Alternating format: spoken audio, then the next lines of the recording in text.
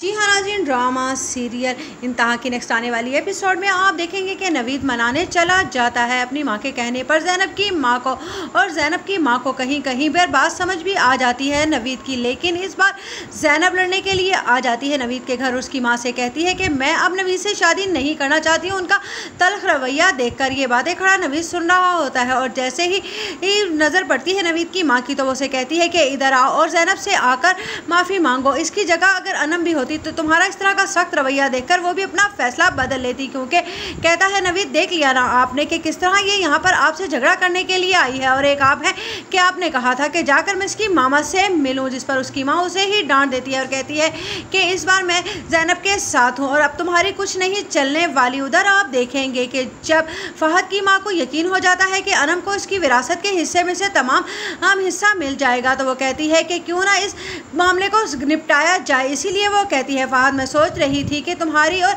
अनम की अब शादी कर देनी चाहिए, क्योंकि ज़्यादा दिन अगर अनम उस घर में रहेगी तो उतना ही मिसक्रिएट होगा और वो डिप्रेशन में चली जाएगी। इसीलिए बेहतर यही होगा कि तुम लोगों की शादी कर देती हूँ। जिस पर फहद कहता है कि यही बात अनम की मामा ने भी उससे की है, तो फिर अब देर किस बात की, आप उन लोगों से बात कीजिए। इधर ज़ैनब से जब नवीद माफ़ी मांग लेता है तो ये मामला भी रफा दफा हो जाता है और दोनों की शादी एक साथ तय पा जाती है। उधर आप देखेंगे कि सजल अपनी माँ का नौशीन का हुलिया ही चेंज करवाकर ले आती है पॉलर से।